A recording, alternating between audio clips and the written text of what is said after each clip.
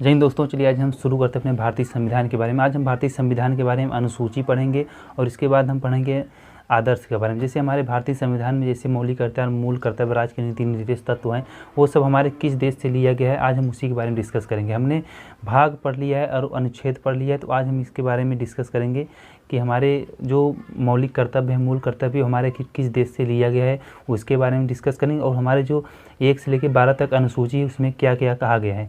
तो चलिए शुरू करते हैं आज हम अपने इस टॉपिक को। तो चलिए दोस्तों, हम शुरू करते हैं अपने 12 अनुसूचियों के बारे में कि आज हम ये पढ़ेंगे कि हमारी जो 12 अनुसूचियाँ हैं उनमें क्या कहा गया है। तो चलिए हम पहली अनुसूची पढ़ते हैं। जैसे हमारे पहली अनुसूची में कहा गया है कि राज्य तथा संघ राज्यों के क्षेत्र का वर्णन किया गया है।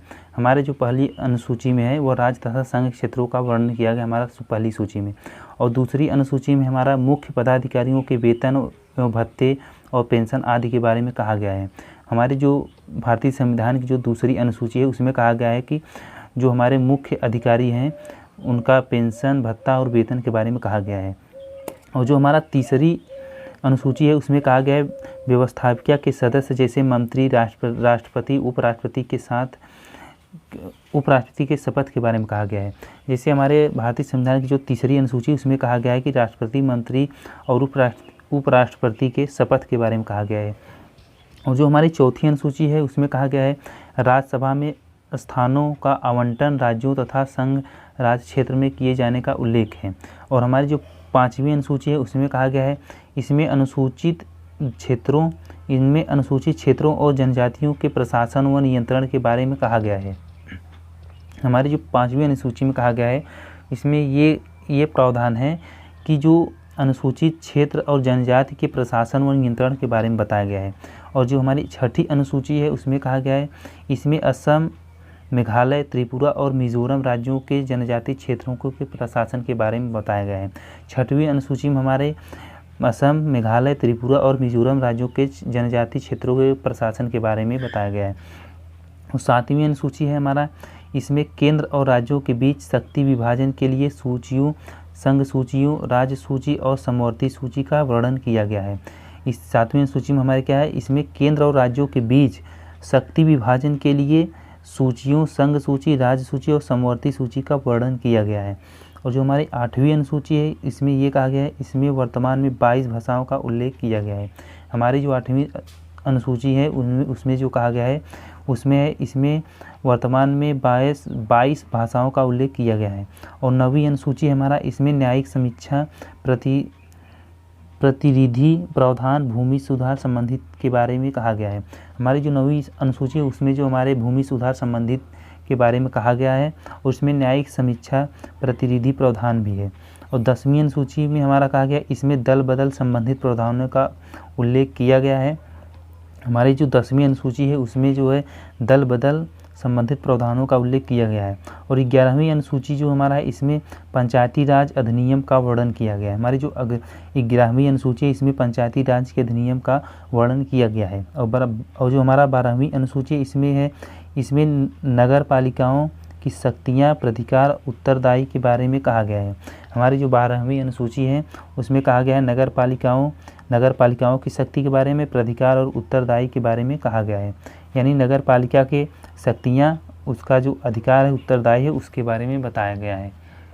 फिर चलिए एक बार हम इसका रिवीजन कर लेते हैं।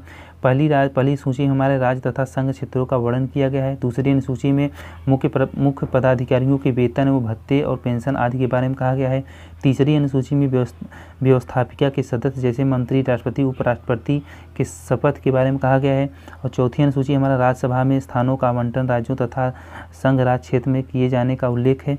और जो हमारा चौथी अनुसूची उसमें है राज्यसभा के स्थानों का आवंटन राज्यों तथा संघ क्षेत्र में से किए जाने का उल्लेख है। 5वीं अनुसूची है हमारा इसमें अनुसूचित क्षेत्रों और जनजातियों के प्रशासन व नियंत्रण के बारे में कहा गया है। छठी अनुसूची हमारा इसमें असम, मेघालय, त्रिपुरा और मिजोरम राज्यों के जनजातीय क्षेत्रों के बारे में कहा गया है।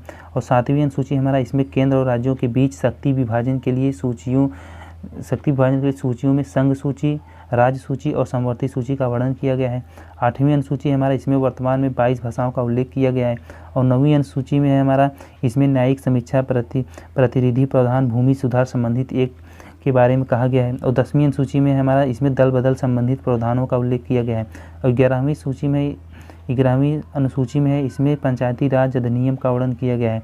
और 12वीं अनुसूची हमारा इसमें जो है नगर पालिकाओं की शक्ति और उसका अधिकार उत्तरदायी क्या है उसके बारे में कहा गया है।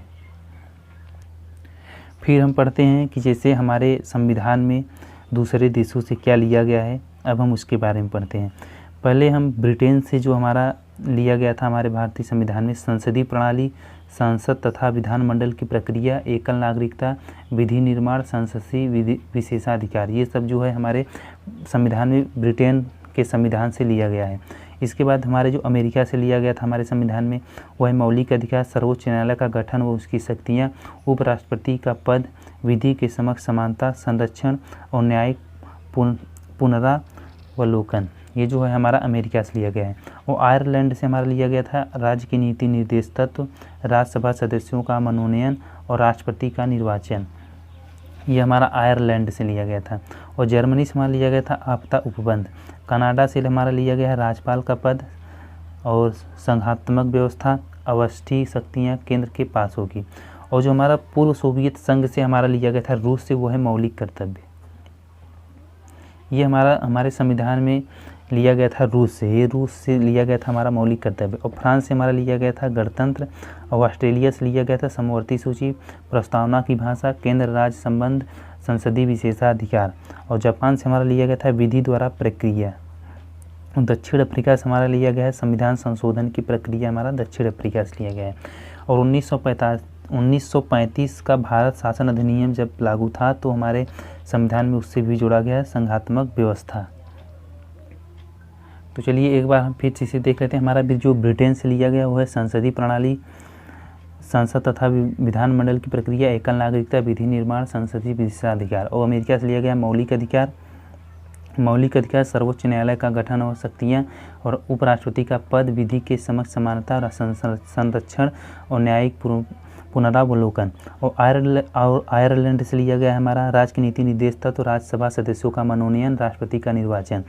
राष्ट्रपति का जो निर्वाचन होता है वो हमारा आयरलैंड के संविधान से लिया गया है।